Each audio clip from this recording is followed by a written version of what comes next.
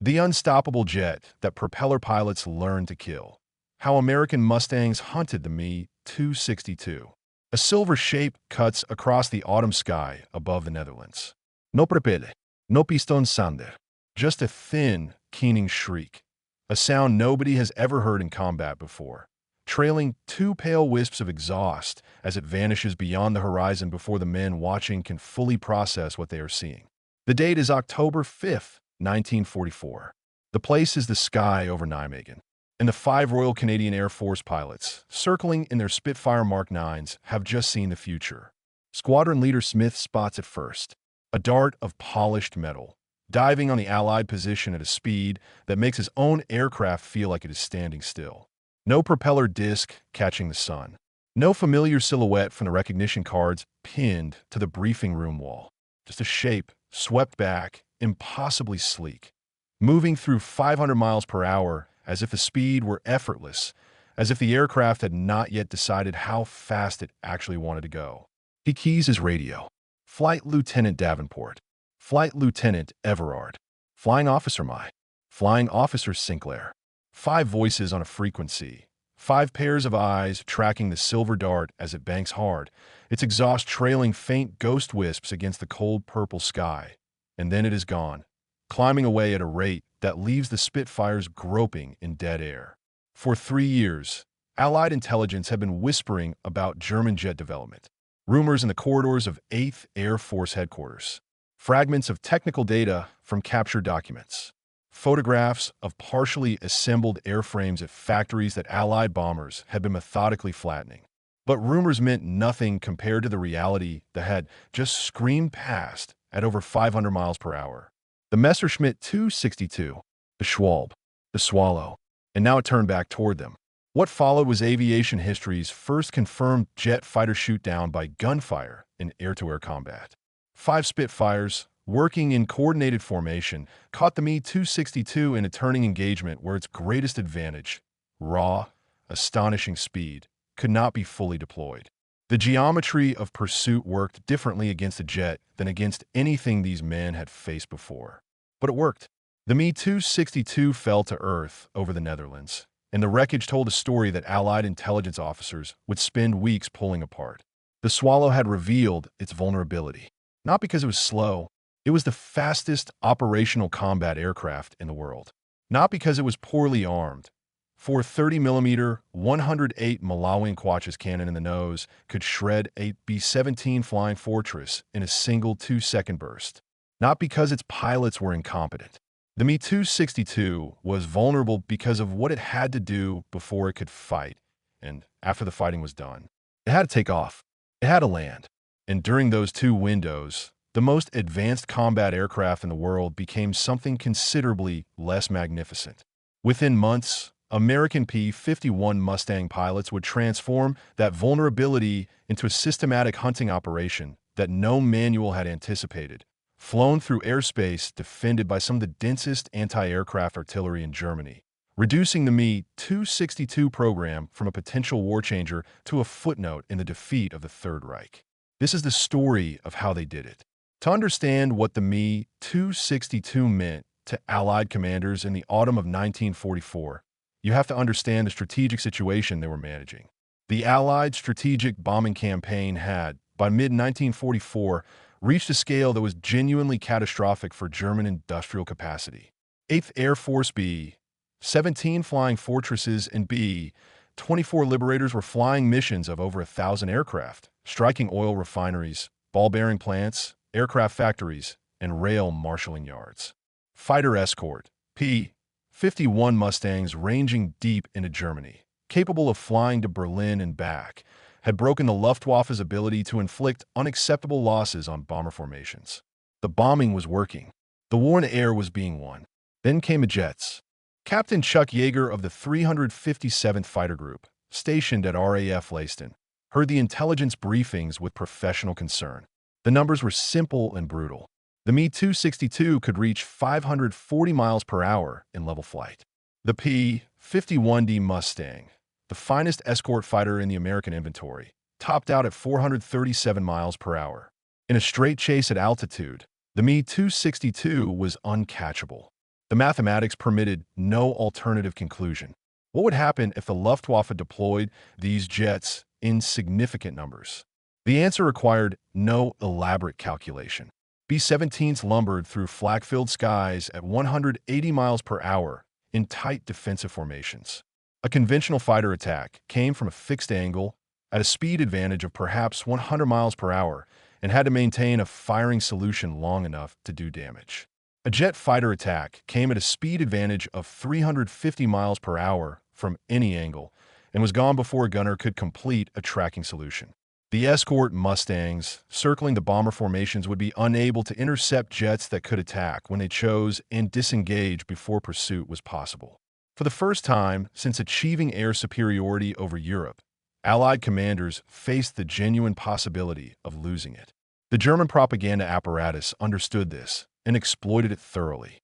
Reich Minister Goebbels promoted the Me-262 as the Wunderwaffe, the wonder weapon that would turn the tide. German newsreels showed graceful silver jets lifting from manicured airfields. German commentators promised the Luftwaffe would soon sweep Allied bombers from German skies. German citizens, bombed nightly by the RAF and daily by the USAF, needed to believe something was coming that would stop the destruction. The Allied pilots who had encountered the jets knew better than to dismiss the propaganda entirely. This machine was real. Its speed was real. The threat was real. What the propaganda did not show was what happened when a Jumo 004 engine tried to start on a cold morning. What happened to turbine blades manufactured from the wrong alloys. What happened to a revolutionary aircraft during the 30 seconds it was rolling down a runway toward flying speed, committed, exposed, unable to maneuver. That was the crack. Allied intelligence was already reaching into it. The Messerschmitt 262 was a genuine engineering marvel, and to understand why it could be defeated, you first have to understand why it should not have been. The airframe was aerodynamically sophisticated beyond anything then flying. The swept wings, angled back at 18.5 degrees, a configuration then understood only theoretically and never tested in a production aircraft, reduced transonic drag in a way that the straight-winged Allied fighters of the period could not approach. The 430mm 108 Malawian Quachas cannon grouped in the nose gave the aircraft a devastating punch. Each cannon fired at 650 rounds per minute, and a 1-second burst from all four weapons delivered enough kinetic energy to destroy any aircraft then flying. The Junkers Jumo 004B axial flow turbojet engines were equally remarkable.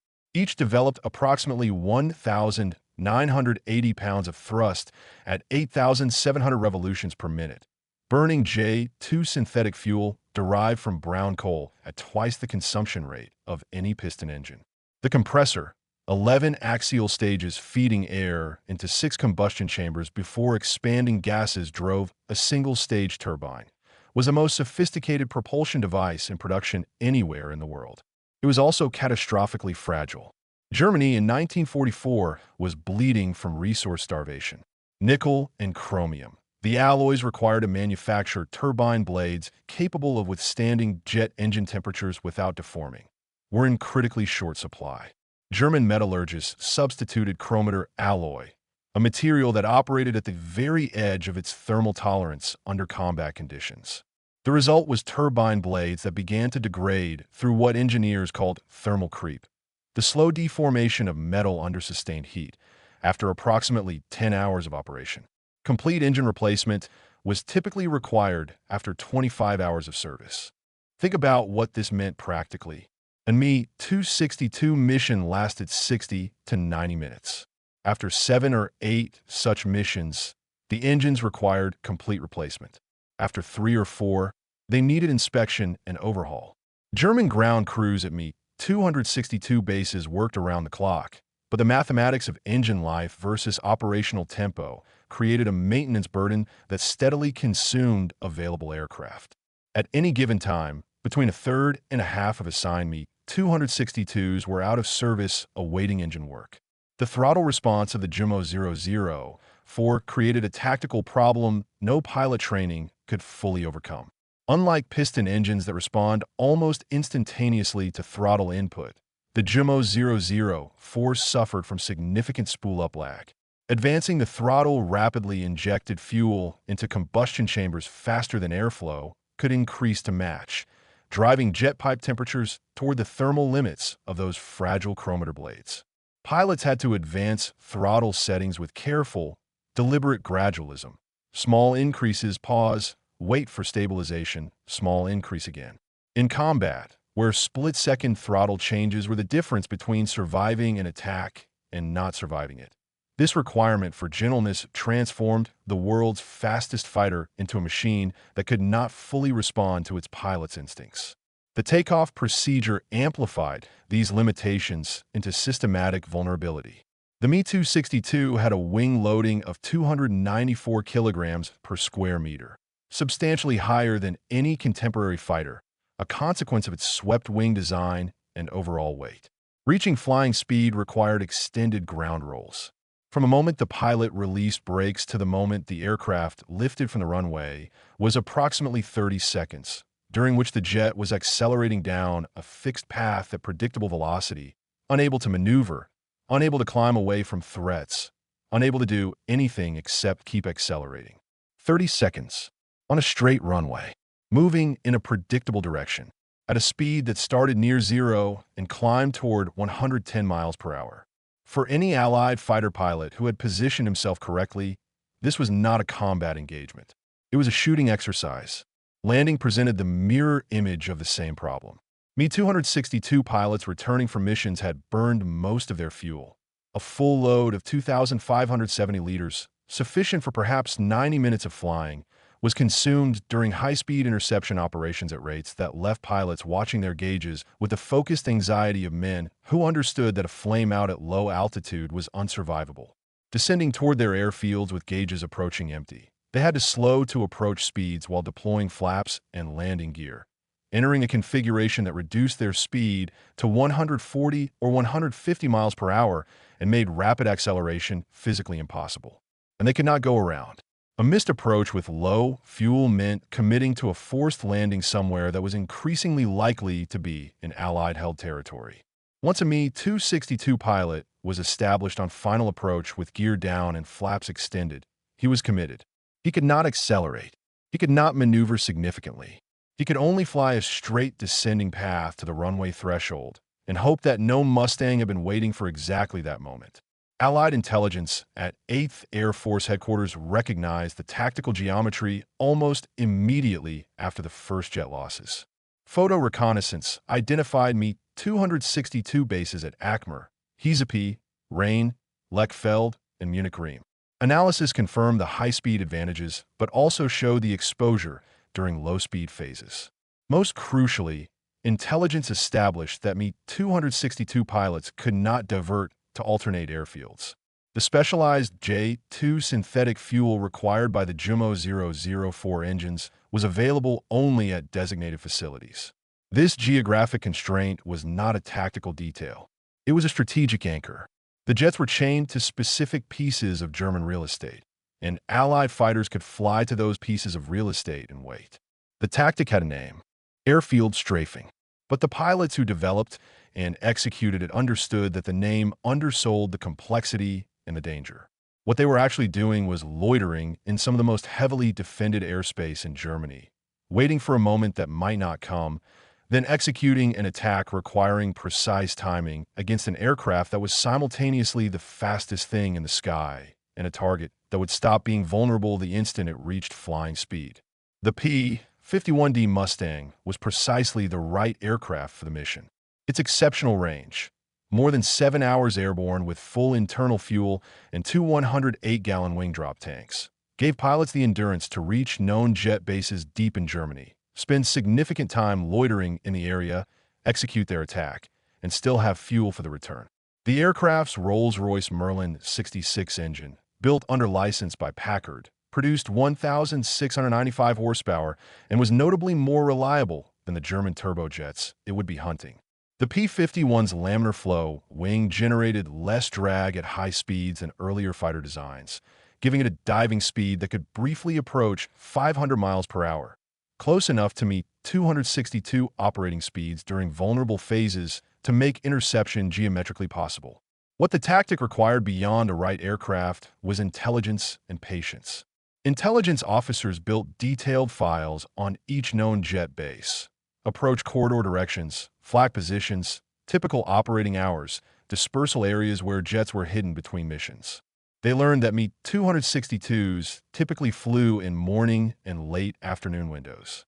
They noted that German pilots usually operated in pairs or small formations, meaning the destruction of one aircraft often created opportunity against others.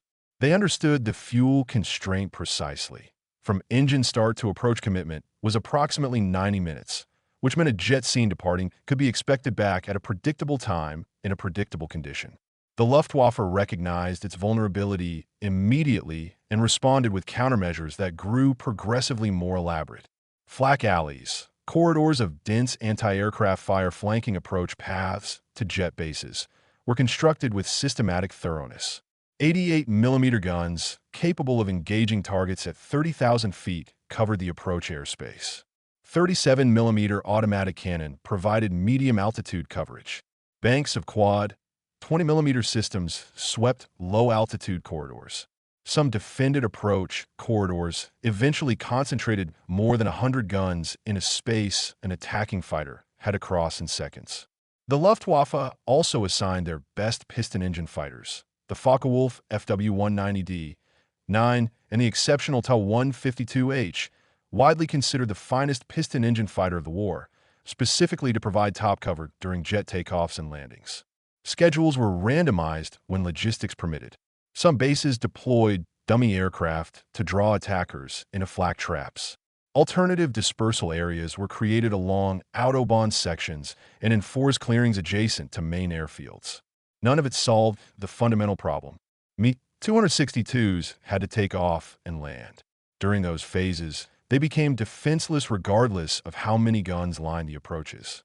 The defensive measures raised the cost of attacking significantly in blood and aluminum, but they could not eliminate the vulnerability.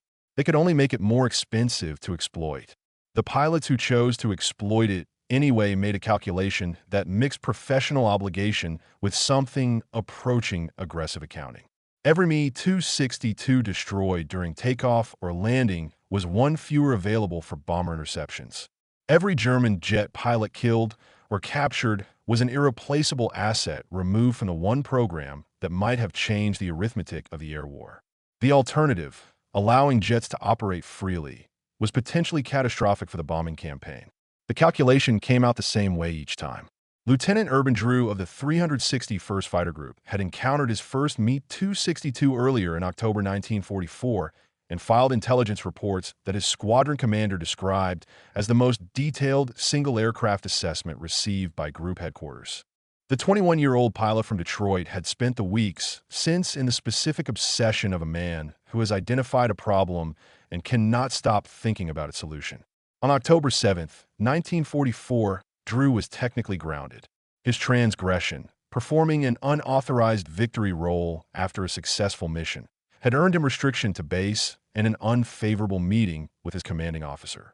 His punishment evaporated when intelligence reported a concentration of Me-262s at Akmer Aerodrome in northwestern Germany, with indications that operations were imminent.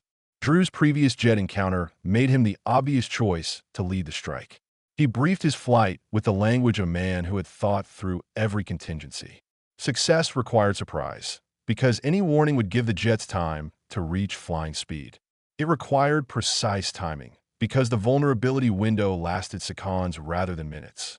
And it required acceptance of the flak, because Akmer's defenses were known to be dense, and the attack profile would take them straight through the defended envelope at low altitude, where evasion was minimally possible. His wingman, Second Lieutenant Robert McCandless, understood the commitment. The two-ship formation lifted from RAF Little Walden with full fuel. The weather over Germany was broken clouds with good visibility beneath, ideal conditions for spotting aircraft against the dark German earth. Drew led his flight to Akmer at 15,000 feet, scanning constantly. He found what he was looking for as he approached the known base coordinates. Two Me-262s on the runway. Engines already running, the high-pitched whine reaching him through vibration in the Mustang's airframe. preparing for takeoff. He pushed the throttle forward and put the nose down. The P-51D accelerated in the dive, building speed rapidly as altitude converted to velocity. Below him, the two jets began their takeoff rolls.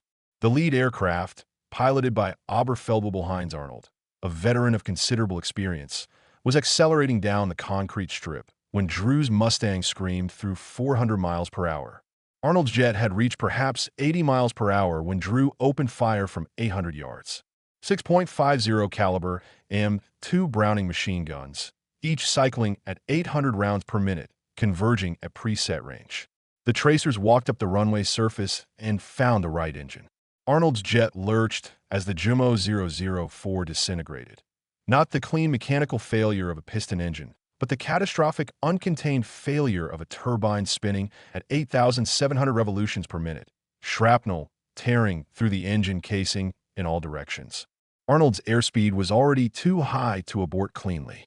The crippled Me-262 staggered into the air on its remaining engine, completely unable to accelerate or climb. Drew closed to 400 yards and fired again. The hits reached the cockpit area. Arnold's jet rolled inverted and went into the trees beside the runway, exploding in a fireball visible for miles. The second jet, flown by Lieutenant Gerhard Kobert, had witnessed Arnold's destruction and attempted to abort. The attempt was futile. The Jumo 004's throttle lag made rapid deceleration as problematic as rapid acceleration. Kobert's aircraft was still rolling at high speed when Drew repositioned for a second pass. McCandless was calling flak warnings. 88mm shells bursting black around the diving Mustangs. Drew ignored the flak. He dove again, firing a long burst that walked hits along the fuselage and found both engines. Kobert's Me-262 slowed, then erupted as fuel ignited. Kobert escaped the burning wreck, but his aircraft was a total loss. In less than 2 minutes, Drew had destroyed 2 of Germany's most advanced fighters. Then he had to get out. Ackmer's defensive guns were fully engaged. The only viable escape route was the one that seemed least rational, straight down the runway at maximum speed at treetop altitude, using the Mustang's velocity to clear the defended airspace before gunners could track and adjust. Drew held the aircraft low and fast across the length of the airfield, tracers arcing from both sides in intersecting patterns that in the chaos occasionally struck German gun positions on the opposite side. He cleared the far boundary, pulled up hard, and dove for a nearby valley. His gun camera had jammed during the attack. No photographic evidence. McCandless, his only witness, was hit by flak during the escape and went down, becoming a prisoner of war before he could make any formal statement. Without gun camera footage or witness corroboration, 8th Air Force Headquarters denied Drew's victory credits. In the wartime Army Air Force's accounting, an aerial victory required either gun camera confirmation or written witness statements. Drew had neither. The most tactically significant achievement by any American fighter pilot to that point in the jet campaign. The first destruction of 2 jet aircraft in a single mission by a propeller-driven fighter was officially struck from the record. He did not receive recognition until 1983, 39 years later, when declassified German Luftwaffe archives were cross-referenced with American records. The confirmation came from George Peter Eder, a Luftwaffe ace with 78 aerial victories who had been scheduled to lead the Me-262 formation that day, but had been grounded by a mechanical problem. Eder had watched from the tarmac as a yellow-nosed P-51 dove on his aircraft and destroyed them both. He could not read the name Detroit mispainted on the Mustang's nose from his position on the ground, but his testimony was unambiguous. The United States Air Force awarded Drew the Air Force Cross on May 12, 1983. Presented by Secretary of the Air Force Verne, Drew and his wife were flown from Johannesburg, South Africa, where he had been living, to the ceremony on a military transport.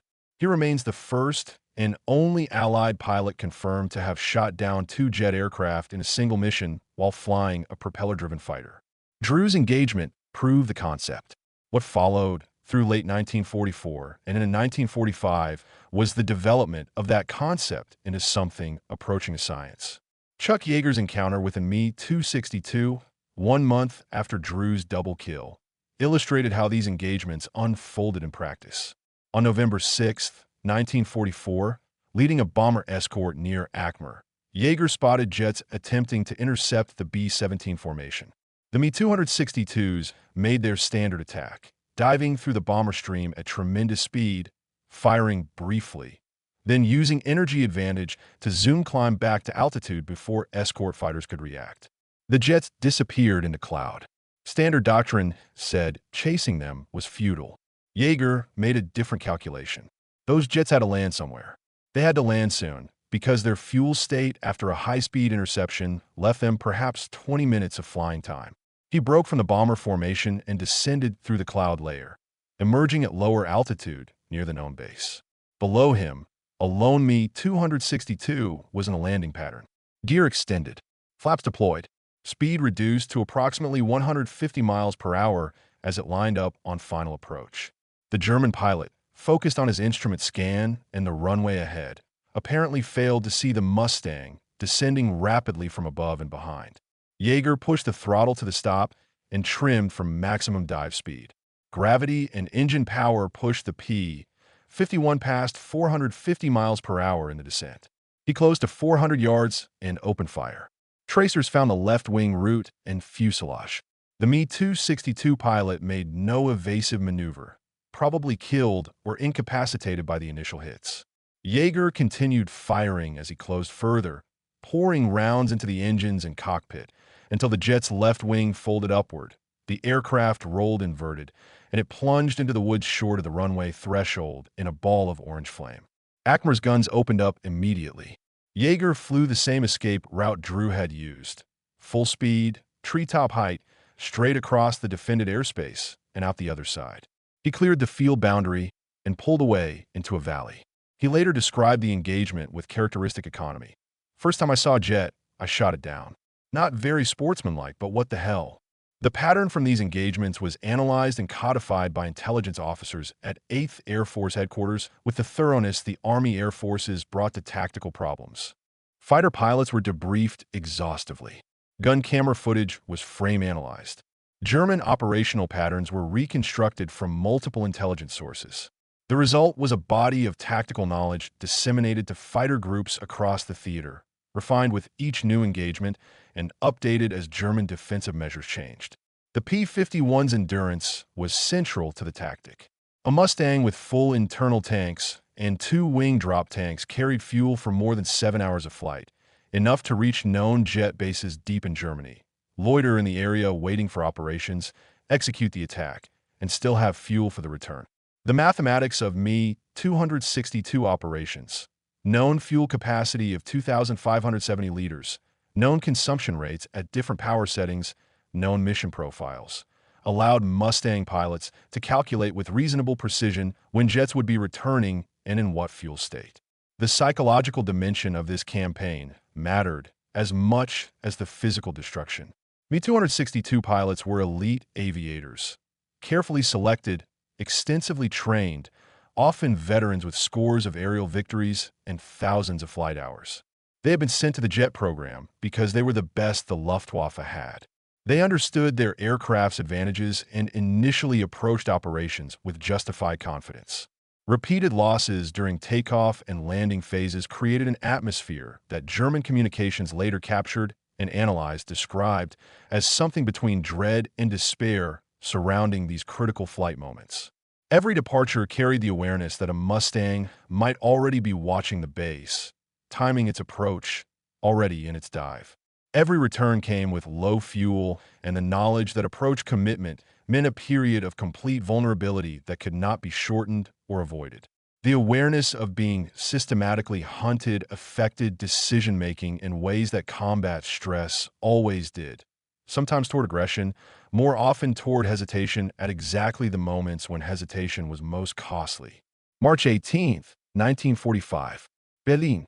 Luftwaffe commanders assembled 37 Me-262s from Jägerschwader 7 for a coordinated attack on incoming Allied bombers, the largest concentration of jets ever committed to a single mission.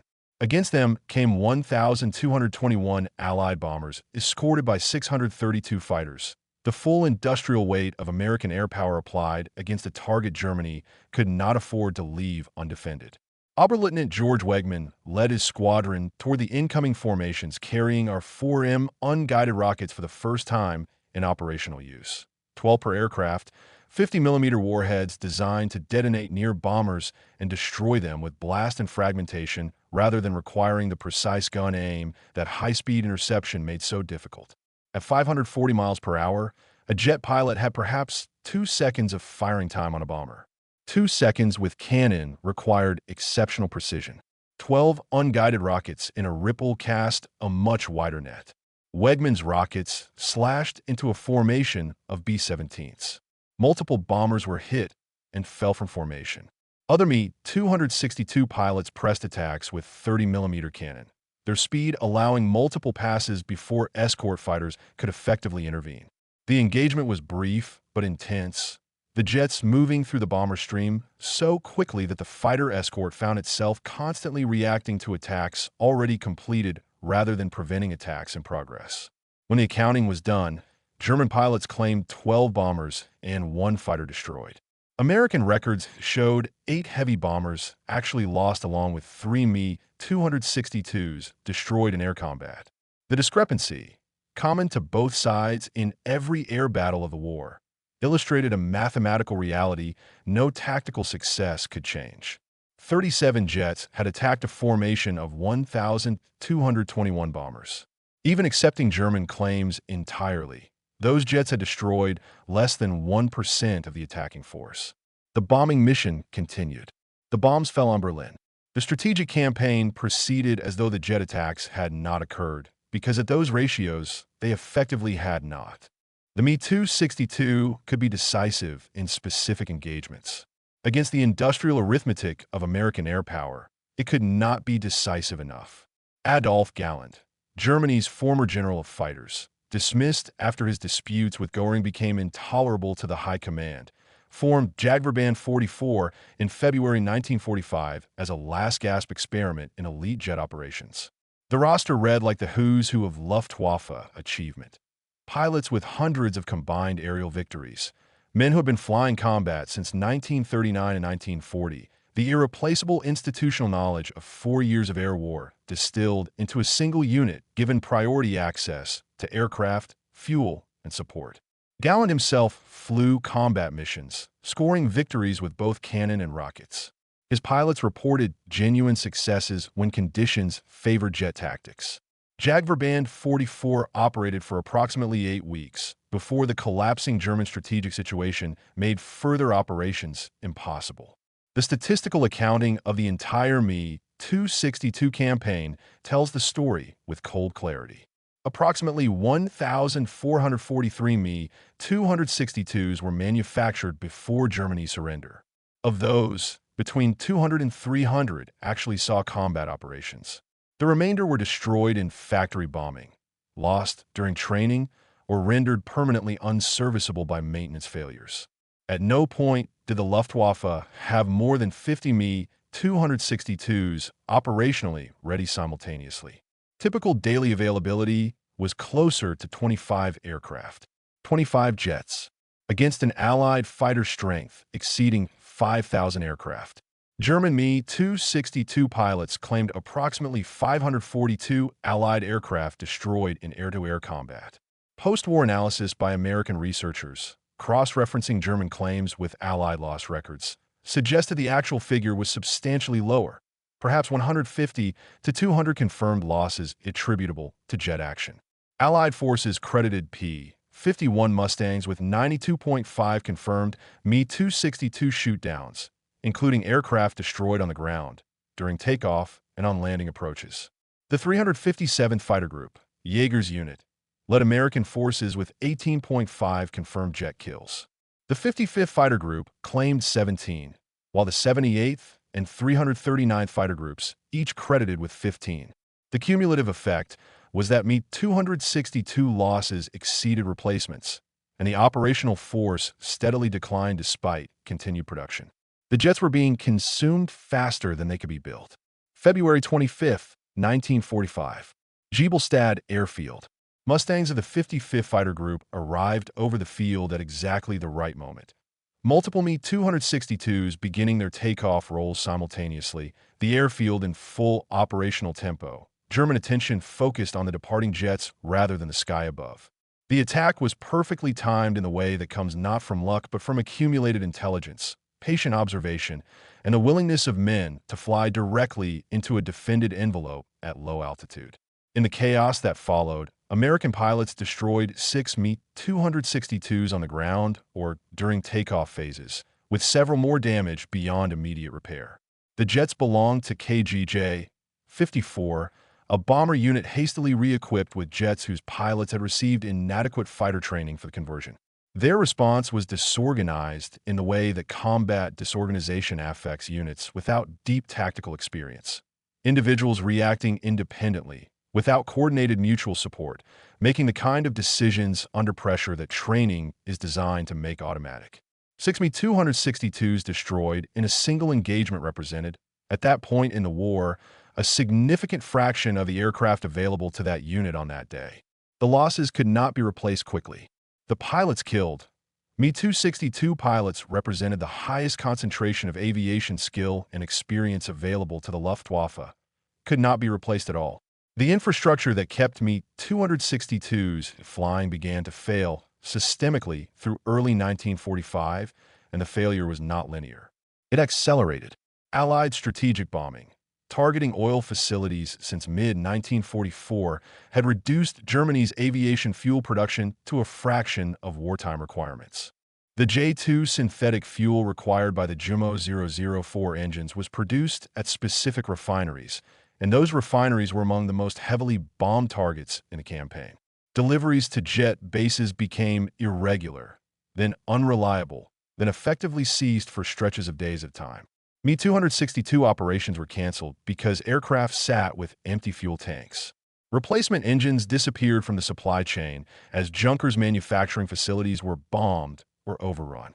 Without replacement engines, jets with accumulated flying hours could not be returned to service after their 25-hour engine life expired. The operational fleet shrank arithmetically as aircraft became permanently grounded. Trained maintenance personnel were reassigned to infantry units as the German army consumed manpower indiscriminately in defense of a contracting perimeter. Airfields came under direct ground attack as front lines moved eastward, forcing jet units into successive relocations that disrupted operations, dispersed equipment, and eroded morale. By April 1945, Me-262 units were operating from Autobahn sections and improvised forest clearings, hiding aircraft under trees between missions, working with minimal tooling and no supply chain, under constant threat of both air attack and ground assault. The organizational structure that had supported jet operations, communications networks, logistics channels, command authority, was disintegrating under the weight of Germany's imminent defeat. Some pilots chose to fly their jets to Allied-held territory and surrender. Others flew final missions, knowing that fuel state made return uncertain. A few continued combat until literally the final days of the war, driven by combinations of duty and the specific psychology of men who had been fighting too long to stop. The end came not with a decisive final battle, but with gradual dissolution. Me-262s were abandoned on airfields, pushed into tree lines to prevent capture, or destroyed by their own ground crews. A few were flown intact to Allied territory and immediately impounded for technical analysis. The jets that had promised to sweep Allied bombers from German skies ended their operational lives scattered across Germany. Silent, fuel-less, some still parked on runways they had never quite managed to depart from again. Post-war analysis by American and British aviation engineers confirmed that the Me-262 represented a genuine quantum leap in combat aviation. The aerodynamics were sophisticated. The firepower was devastating. The configuration anticipated design trends that would define fighter aviation for the next 2 decades. What the Me-262 could not overcome was the gap between what a revolutionary aircraft could accomplish in ideal conditions and what a military force depleted of fuel, trained pilots, reliable engines, and organizational coherence could actually achieve against an opponent with overwhelming numerical superiority and systematic logistics. The engineering lessons propagated rapidly. Lockheed engineers studying captured Me-262s at Muroc Field in California identified the throttle lag problem, the turbine blade life problem, and the engine replacement cycle as the three most critical limitations. The P-80 Shooting Star, America's first operational jet fighter, entering service just as World War II ended, incorporated solutions to all three. Longer-lasting turbine blades from improved alloys. Better fuel scheduling systems, reducing lag. Stronger overall construction, extending airframe life, while reducing maintenance burden. Soviet engineers received captured Me-262 airframes and engines through both capture and intelligence operations, testing them alongside British jet engine technology. The information influenced the MiG-15, which would encounter American jets over Korea 5 years later and shock the United States in ways the Me-262 had threatened to shock the Allies, until American pilots discovered that the MiG-15 also had vulnerable phases, also had a training deficit behind its technological capability, and that the lessons of Akmer and Giebelstadt remained applicable. The American pilots who developed and executed the anti-jet tactics earned their place in aviation history through something harder to manufacture than technological superiority. The combination of institutional intelligence, tactical flexibility, and individual courage required to fly into the most heavily defended airspace in Germany at low altitude in a propeller-driven aircraft and emerge with a jet fighter kill. Urban Drew waited almost 40 years for official recognition. Chuck Yeager would go on to break the sound barrier 3 years later and become the most famous test pilot in American history. But he described the Me-262 kill as among the engagements he was most professionally satisfied by. The precise, calculated, patient hunting of a vulnerable aircraft during its most exposed moment. The final accounting places the Me-262 in the category of historical might-have-beens that fascinate precisely because they almost mattered. Germany developed the world's first operational jet fighter. Its combat record, while genuine, was insufficient to affect the strategic situation. The American and Allied pilots who neutralized that record through persistence, tactical innovation, and willingness to accept risk validated a principle that had been demonstrated in every previous air campaign and would be demonstrated in every subsequent one. Technological superiority does not win air wars. It provides an advantage that can be exploited when the supporting conditions permit it.